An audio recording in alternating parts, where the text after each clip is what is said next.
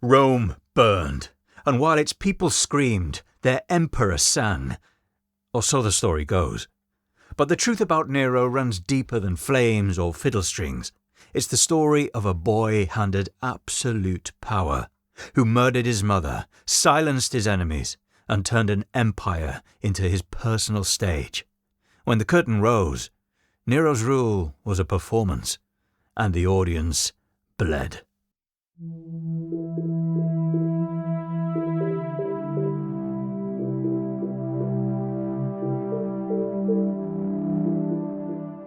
Before he became a tyrant, Nero was a boy born into blood. His birth name was Lucius Domitius Ahenobarbus, and from the beginning his life was shaped by death, betrayal, and ambition. His father, a violent and corrupt Roman noble, died when Nero was just 3. His mother, Agrippina the Younger, was far more dangerous.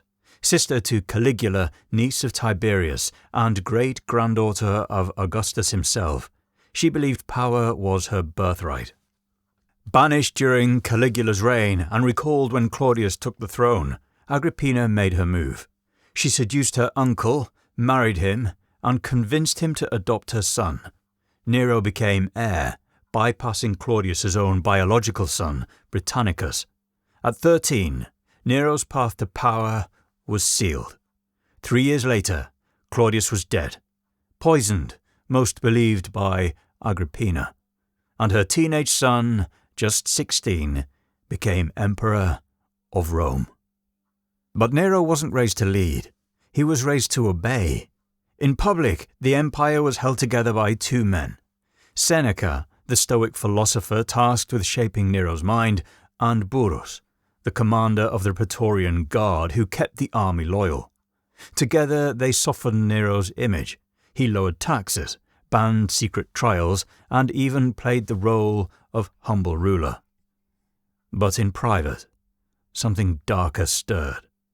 Nero hated the rigid rituals of imperial life. He despised formality. He longed for art, music, and theatre. At night, he would roam the streets in disguise, attacking strangers for fun, shielded by his title. These were experiments, testing how far he could go before someone told him no. And no one did. Agrippina hadn't raised a ruler. She had built a weapon, one that would soon decide it no longer needed its master. For a time, Nero played the part of emperor. But it was just that, a part. What he craved was freedom, and the first obstacle in his way was the woman who had put him there. Agrippina wasn't content just to be the emperor's mother. She wanted to rule through him. She appeared alongside Nero at public ceremonies, took part in foreign policy, and even had coins minted with her face beside his. In the eyes of Rome, it was unclear who truly reigned. Nero was still young, but he understood power must be seen, and so he made her disappear. His first attempt was theatrical, a self-sinking pleasure boat rigged to collapse beneath her. When she swam ashore and survived, he ordered her stabbed to death in her villa. Some accounts say her last words were a command, "Strike the womb," as if she understood what she had created. Nero later toured the empire with plays about matricide, reveling in the role. He had written the story of her death to make it art. What followed was a cascade of violence. His wife, Octavia, young and beloved by the people, reminded Rome of the dynasty Agrippina had married him into. Nero accused her of infertility, exiled her, and later had her executed. To add insult, he presented her severed head to his new wife, Poppaea Sabina. But Poppaea wasn't safe either. She encouraged his excesses, supported his vanity, and for a while held his affection. Yet during a fit of rage, possibly triggered by a minor complaint, he kicked her in the abdomen while she was pregnant. She died days later. The loss barely slowed him. He ordered her embalmed and gave her a lavish state funeral, dressed her body in gold and spices. If he could not love someone without destroying them, he could still stage their memory. But Nero wasn't done with papaya. He found a young freedman named Sporus, had him castrated, and dressed him in the likeness of his dead wife. He called him Papaya, paraded him in public, and even married him in a mock ceremony. Wherever Nero went, Sporus was at his side, a grotesque shadow of the woman he had killed. To Nero, death was no barrier. He could remake reality itself if it pleased him. By now, Nero's reign was no longer defined by policy or conquest. It was defined by paranoia and performance. The executions grew more erratic. Senators, generals, nobles, and scholars vanished under vague charges of treason. Many were forced to take their own lives while Nero watched from a safe distance. Even Lucan, the famed poet and once a friend, was made to bleed himself dry after being accused of conspiracy. As the blood flowed, Nero stepped into the spotlight, literally. He believed himself not only emperor, but artist. He took the stage in Greek robes, performing tragic verses, playing the lyre, and reciting poetry to captive audiences. It was no longer enough to rule the empire. He had to be adored by it. Attendance was compulsory. Members of the Senate, the military, and aristocracy sat for hours as he performed, unable to leave without risking their lives. Some women gave birth during his concerts, others feigned death to escape. He erected statues of himself as Apollo, the god of light, music, and prophecy. He claimed inspiration from the gods, compared his voice to Orpheus, and demanded that his performance be treated as sacred events. He toured the Greek provinces as a competing artist, entering singing contests and, unsurprisingly, always winning. This was delusion at the scale of empire. Rome had become his stage, and its people his props. Nero had broken the line between ruler and performer, between cruelty and entertainment. When he applauded himself, no one dared stay silent, because under Nero, silence was a death sentence. In 64 CE, Rome burned. It began near the Circus Maximus, a crowded, chaotic district filled with wooden tenements, grain stores, and narrow alleyways. Perfect fuel. What started as a flicker became an inferno. The fire raged for 6 days, stopped briefly, then flared up again, almost as if someone had reignited it. By the end, most of the city was gone. Temples collapsed, homes turned to ash, charred bodies filled the streets. 10 of Rome's 14 districts were reduced to smouldering ruin. And Nero was nowhere to be seen. The people needed answers. The emperor gave them a spectacle. As the flames reached their peak, stories began to spread. Nero watching from a tower, dressed in theatrical robes, singing of Troy's destruction while his own city fell. He later claimed he was away in Antium when it began, but when he returned, he didn't mourn. He didn't rebuild. He designed.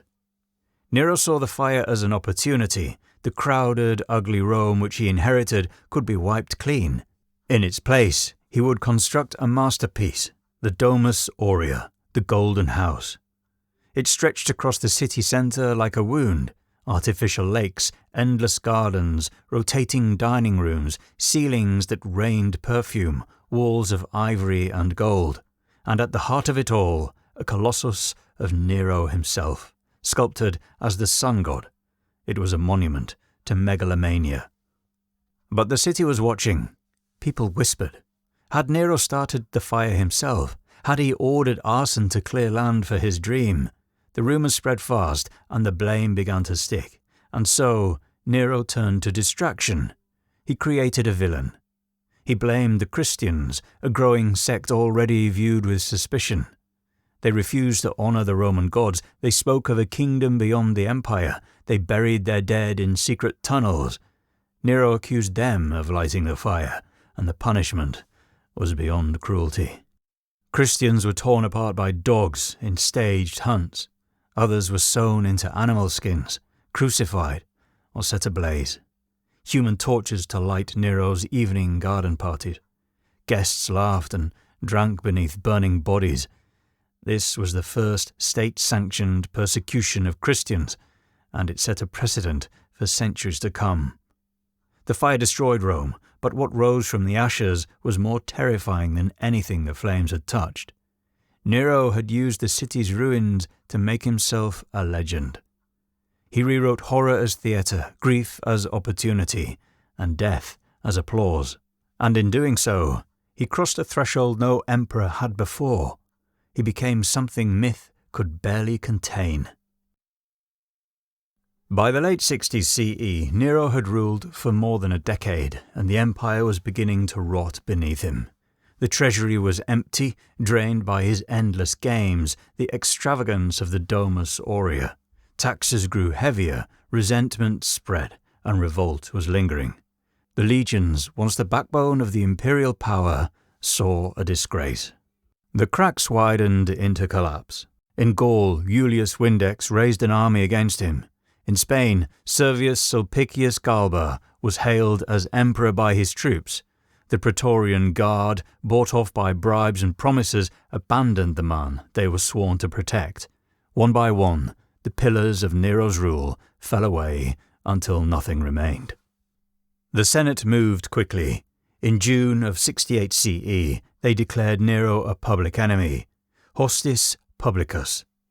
The emperor who had once forced Rome to sit in silence as he sang, now heard silence of another kind.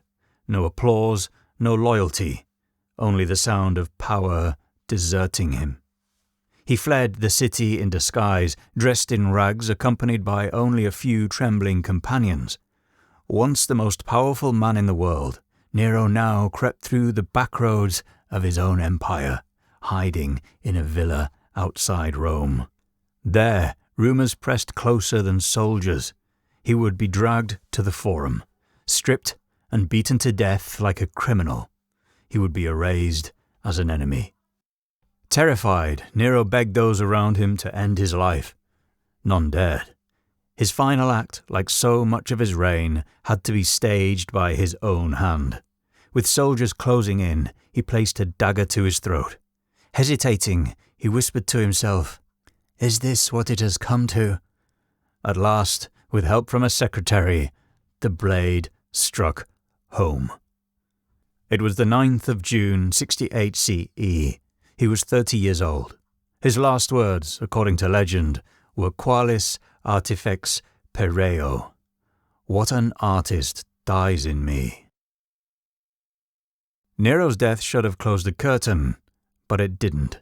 His reign left scars too deep, and Rome couldn't believe it was truly rid of him. Almost immediately, rumours spread that the emperor had escaped, that he was hiding in the east, gathering an army, waiting to reclaim his throne. And the rumours didn't fade. In the decades that followed, 3 impostors appeared, each calling himself Nero, each welcomed by crowds who still feared or adored him. Soldiers, merchants, and even provincial governors were willing to believe the monster lived. For many Romans, the idea of Nero's return was nightmare prophecy. Christians carried that fear into their own writings. They remembered the fire, they remembered the crosses and the human torches that lit his gardens. To them, Nero was the first persecutor. In their scriptures, his name became code. The beast of Revelation, the number 666, was read as a cipher for Nero himself. The Antichrist had already come, and his name was Nero. Historians like Tacitus and Suetonius filled their pages with him because he ruled like a madman. He was remembered as the emperor who murdered his mother, killed his wives, emptied the treasury, and watched his capital burn. Statues were torn down, his name chiseled from monuments, but erasure only deepened the legend. The more Rome tried to bury him, the larger his shadow grew. Nero was terrifying because he blurred the line between governance and cruelty. He murdered his own family, including the mother who put him on the throne.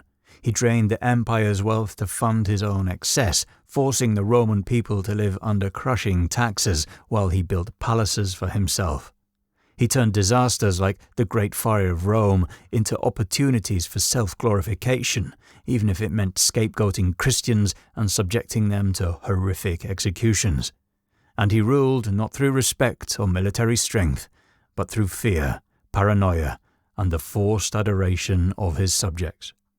In life, he showed how absolute power could become a stage for ego and violence. In death, his memory lingered as a warning, shaping how Romans and Christians alike imagined tyranny for centuries to come.